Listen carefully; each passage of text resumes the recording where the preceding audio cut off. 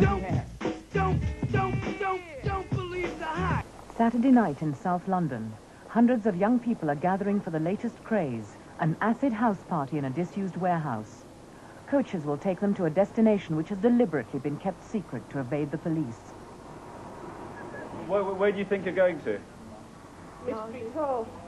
We don't know. It's quite a mystery. That's the mystery about it. This is Acid Man. Acid house music has been described as a sinister and evil cult which encourages young people to take drugs. One person has died after taking ecstasy, a drug associated with the music. But few people know where the acid house craze came from and how serious a threat it is to young people. To find out, World in Action has spent a weekend with all sides of this controversial music scene. It's a weekend which ends in confrontation as the police step up their campaign against acid house parties. When it first started, it was really different. The music was like nothing else really that had been around. Most of the time my parents don't really know that I'm going to an illegal warehouse party. I'll just say it's a warehouse party and they don't ask me whether it's illegal or not, because they don't really know about those sort of things. Okay then, see you later. Bye! Been to a few warehouse parties in Watford. When you walk in, it's different because it's all packed. People are all wearing different clothes, and in general the atmosphere is just so much better because you know that it's not straight and policemen could walk in any time. My parents aren't worried about like warehouse parties, but only acid parties, because they think there's going to be more, you know, there's going to be drugs going around the acid parties, but not like a normal warehouse party.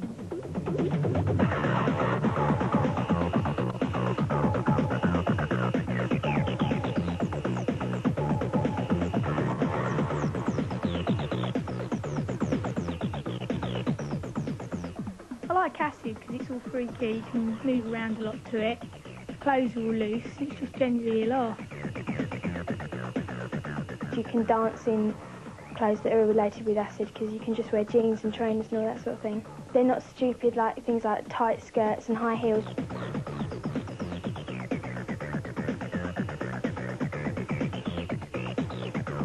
Well, acid house, or even to be abbreviated to house music, started way back in about '83 in Chicago in a club called The Warehouse, where a DJ called Frankie Knuckles was experimenting with a new form of music.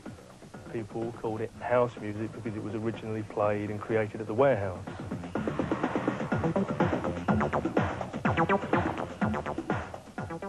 But in Britain, it was immediately assumed that the music was linked with drugs because of the use of the 70s smiley symbol and the term acid, which can refer to the drug LSD.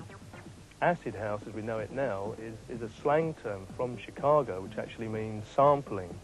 The Chicago producers and artists used to call it acid burning when somebody had taken a line or sampled a piece of somebody else's record and used it on their own production. That's where the term acid house came from.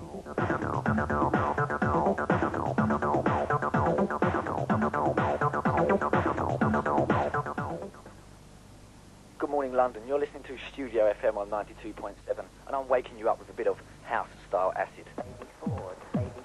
We've been hearing a lot lately in the press about how bad acid music is. We know different. We know it came from Chicago about 2.5 years ago. We know the music is good and that we all enjoy it. London is pumping at the moment to the sound of acid beats.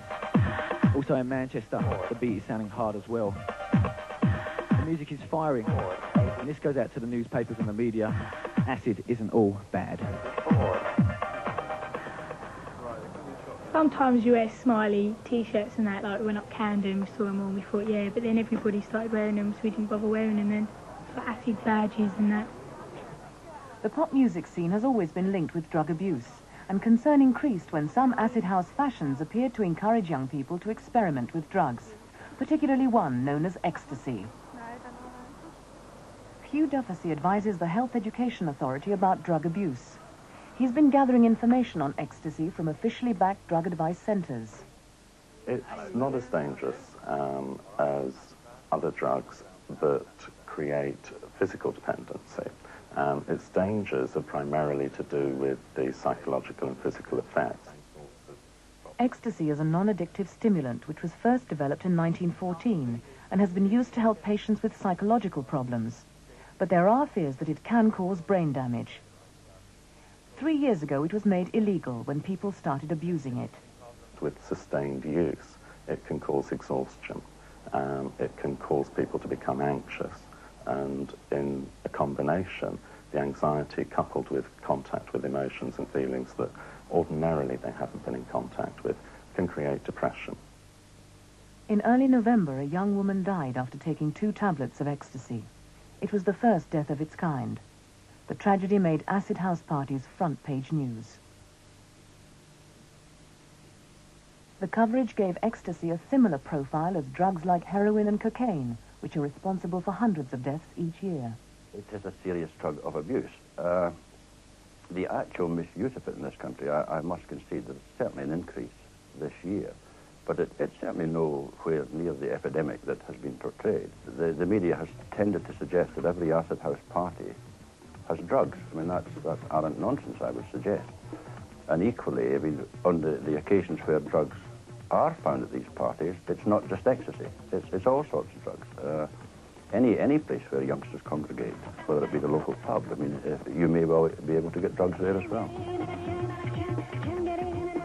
They're no more likely to come in contact with dangerous drugs at an acid house party than they are in local pubs, local clubs, local discos.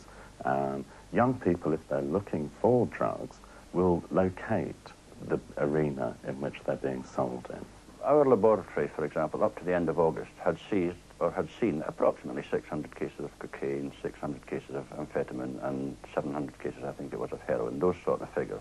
And up to the end of October this year, they had only seen 51 cases of ecstasy. And because of the special attention that we've been having, I looked at those 51 cases personally, and many of them were just single tablets, sometimes half a tablet. It's up to the person. I mean, if you get offered drugs, it's up to them whether they want to take them or not. It's nothing to do with anyone else, but if they want to, I think they're stupid, but it's up to them. There can be like drugs at all parties. It doesn't necessarily have to be an acid party. Yeah, this is true. I know Screws you up. I've known people who have taken it and it's affected them for like a week, and people who have taken one never take it again because it's really bad and you hallucinate. And, so it's like a nightmare, isn't it? Yeah, and everything's coming in to get you.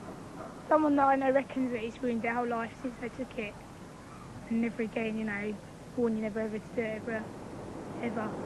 The drugs have got nothing to do with the music, it's just the same name.